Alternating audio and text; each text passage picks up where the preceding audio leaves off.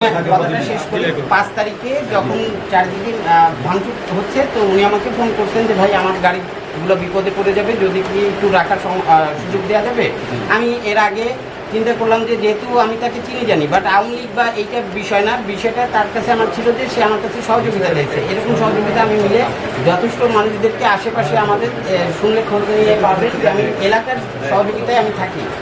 এখন উনি যখন চাইছে এবং যখনই আমি শুনছি যে এরকম একটা শব্দ আসছে যে গাড়িতে সমস্যা হতে পারে বা কিছু, আমি কিন্তু সাথে সাথে বলছি গাড়ি বের করে ফেলো, এই রিস্ক নেবো না। মিল কেন এই রিস্কে যাবে। মন্তব্য করতেছে তার নাম হলো জাহাঙ্গীর। জাহাঙ্গীর ইনি হলো এই পোস্ট অফিস মোড়ে মাইক্রোবাসের ব্যবসা করে, ভাড়া চালায়। এই লোকটি গত 18 তারিখ থেকে এই বৈষম্যবিরোধী ছাত্র আন্দোলনের ছাত্রদেরকে বিপুল হয়ে গালিগালাজ করে। রাজাকার, এরা জামাত শিবিরের লোক, এরা বিএনপির লোক, এরা সরকারের বিরুদ্ধে ষড়যন্ত্র করতেছে। এদের দেখে নেওয়া হলো। মানে যে জাহাঙ্গীর ভাই মোড় থেকে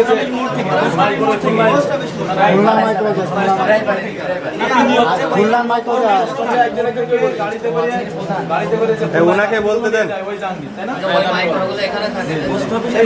এটা তো গ্যারেজ না। এই ছাত্র আন্দোলনের সাথে আমি আমার সঙ্গে অকথ্য ভাষায় গালিগালাজ করেছে। এই জন্য ওই লোকটার গাড়ি না রাখার ব্যাপারে আমি কর্তৃপক্ষ বলতেই পারে। 5টা মাইক্রোবাস ছিল।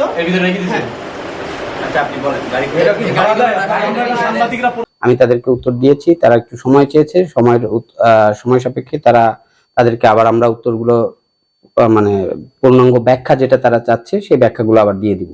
এই পর্যন্তই তাদের সাথে আজকে আলোচনা হয়েছে। সময় চাইছে কারা?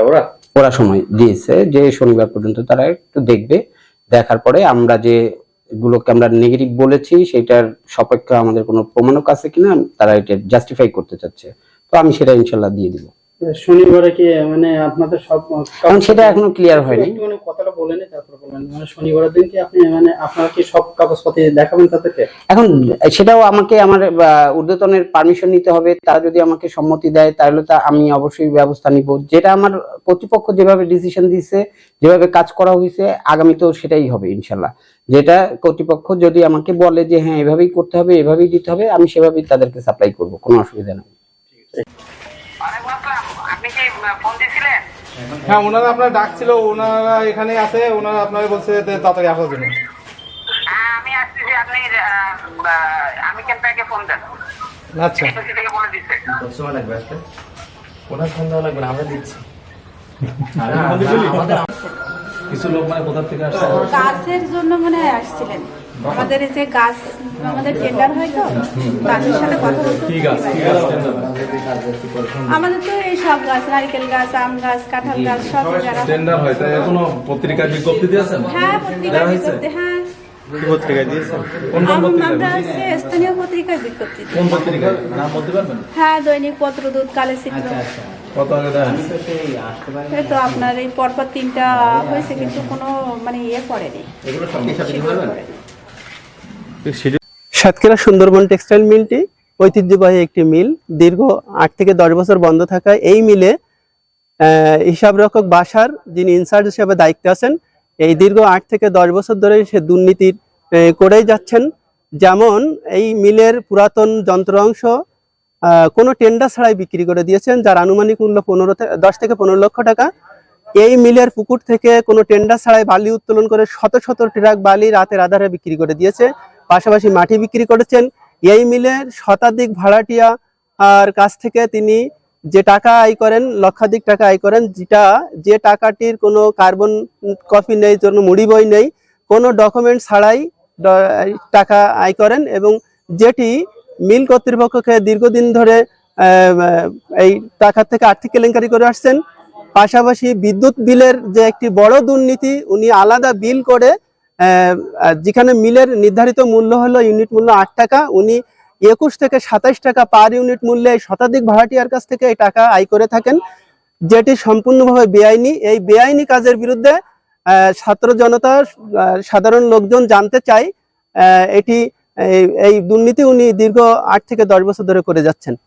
এটার বিরুদ্ধে লোকাল এবং ছাত্র জনতা তার এই দুর্নীতির প্রতিবাদ জানাচ্ছে। হলো সেখানকার বিদ্যুৎ বিল, আবাসন ব্যবস্থা, পুকুরের মাছ, ঘর ভাড়া, কাঠ বিক্রয়, ভালো মাছ। মজুরি ভিত্তিক এই যে শ্রমিক কর্মঘণ্টা এবং আম বিক্রয়, গাছ বিক্রয় এবং পুকুর খনন এবং বালি বিক্রয়। এখানে একটা বিষয় আমি সরাসরি অ্যাড করব, সেটা হলো যেটাকে পুকুর খনন আমরা বলছি যে মাটি বিক্রয়, এটা মাটি বিক্রয় না বলে তিনি আমাদেরকে জানাইছে যে তারা সমন্বয় করছে, কিন্তু সেই সমন্বয়ের পর্যাপ্ত ঘাটতি আছে এবং তিনি নাম প্রকাশে অনিচ্ছুক। তারা সরাসরি এভাবে বলছে যে তারা সরাসরি নাম প্রকাশে অনিচ্ছুক এবং তাদের নাকি মনে নেই, এবং তাদের ঊর্ধ্বতন কর্মকর্তা না অধস্তনরা এইটার নেতৃত্ব দিয়েছে। আমরা যখন প্রতিনিধি দল আমরা যখন জানতে চেয়েছি, তখন তারা এটা বলেছে যে আমাদের জানা নেই, একজন দুইজনের নাম বলছে, কিন্তু কিছু সময় জেরা করার পরে। তো আসলে এর ভিতরে নিশ্চিত কোনো একটা ইয়ে আছে, আমরা সেটা উদ্ঘাটনের চেষ্টা করব এবং আপনারা সাংবাদিক ভাইরা আপনারা যারা আছেন তারা চেষ্টা করবেন এই বিষয়টাকে উদ্ঘাটন করার। আর আরেকটা বিষয় বলবো, সেটা হলো আমরা একটা নিউজ পেপারে এটা পেয়েছি, তারা যেটা অস্বীকার করছে, ঠিক আছে? তো তারা একটা জিনিস বলছে, তারা ওই যে বলছে যে এখানকার যে এগুলো বিক্রি করছে, এখানকার যে লোহা এবং সরঞ্জামগুলো বিক্রি করছে, এই যে এখানকার বিষয়টা ওনারা বলছে এটা বিক্রয় হয়নি, এখানকার ভাড়া দেওয়া ছিল, এই প্রতিষ্ঠানটা স্বায়ত্তশাসিত প্রতিষ্ঠান ভাড়া দেওয়া ছিল কোনো একটা কোম্পানির অধীনে বা হোল্ডিং কোম্পানির অধীনে। তারা তাদের পণ্যগুলা পরবর্তীতে ফেরত নিয়েছে। এখন ওটা ফেরত নিয়েছে, কিন্তু ওটাকে আমাদের পণ্য গেছে কি এখানকার যে জিনিসগুলো ছিল যেটা অব্যবহৃত হিসেবে আছে সেটা আছে, এটা আমরা একটু যাচাই বাছাই করবো এবং আইনগত প্রক্রিয়ায় আমরা ব্যবস্থা নিব। ধন্যবাদ সবাইকে। এবং আপনার সবাই একটা বিষয় আমি আবারও অ্যাড করব, সেটা হলো আমরা আবার তাদেরকে আমরা এই তাদের যে ডকুমেন্টগুলা আমরা তাদের যে প্রত্যেকটা জিনিস আমরা চেয়েছি যে আপনারা এটা শুধু সাবমিট করবেন, আমরা যাচাই বাছাই করবো এবং সামঞ্জস্যতা একটা চেষ্টা করব। আমরা শনিবার আসার কথা বলছি, তারা হয়তো ডকুমেন্টগুলা কালেক্ট করবে, যদি সাবমিট না করতে পারে আমরা আইনগত ব্যবস্থা নিব সাধারণ শিক্ষার্থীদের এবং বাংলাদেশ বৈষম্য বিরোধী ছাত্র আন্দোলন সাতক্ষীরা জেলার পক্ষ থেকে। এবং এখানে মিলেও আগুন ধরে যেতে পারে, এই ধরনের অভিযোগগুলো আসলে আমরা কেন আমি এখানে একটা মাত্র অফিসার, সাথে আমার একটা সিভিল অফিসার, আর সবাই ডেলিভারি বলেই সেনাবাহিনী রাখার সিদ্ধান্ত কেন হলো? এখন আমরা আতঙ্কে ছিলাম, কারণ আপনাকে জানতে হবে যে আমাদের 5 তারিখের ঘটনার পরে 6 তারিখে এখানে আমাদেরকে থ্রেট করা হয়েছে 3 দিনের মধ্যে। এবং আপনার সাথে ফোনে বলা হয়েছিল, আপনার সাথে আমি ফোনে বলছি তার আগে আমরা জানাইতেছি যে আমাদের নেগেটিভ জানাইছি যে আমাদের এখানকার বাজেট থেকে শুরু করে যে কার্যক্রম অবকাঠামোগত যে বিষয়গুলো আছে সেই বিষয়গুলো সেসব জায়গাগুলোতে আমরা সাধারণ শিক্ষার্থীরা আমরা আমাদের প্রতিনিধি এবং যারা শিক্ষার্থী সবাইকে নিয়ে আমরা তাদের কাছ থেকে জবাবদিহিতা আওয়ামী লীগের কোন গাড়ি কি গাড়ি এটা আমি বুঝলাম, আমরা বুঝলাম আওয়ামী লীগের গাড়ি মানে এটা কি বলেন? আওয়ামী লীগের একজন লিডার, আওয়ামী লীগের একজন নেতৃত্বস্থানীয় লোক, এই লোকটা এই ছাত্রদের বিরুদ্ধে আপনারা আপনাদের সুষ্ঠু হিসাব এবং বিচার যেটা দরকার সেটা আমাদের দিতে আমরা আমাদের সাধারণ শিক্ষার্থীদের পক্ষ থেকে আমরা কিন্তু আমাকে কাজ করতে হচ্ছে এবং সেইভাবে লাইন উপর উঠাতে হচ্ছে। অর্থাৎ ওখানে যদি পানির মধ্যে কোনো ব্যক্তি যদি এর আগে অনেক সাংবাদিক আসে, সবাই দোষ খুঁজতে আসে, কেউ কখনো দেখে না এই মিলের কী সমস্যা আছে, সমস্যাগুলো কেউ উত্তোলন করতে আসে না। আপনি আমার সাথে যাবেন, এখন যে দেখবেন যে আমার এখানের পানির মধ্যে যে পরিমাণ বিদ্যুৎ লাইন রয়েছে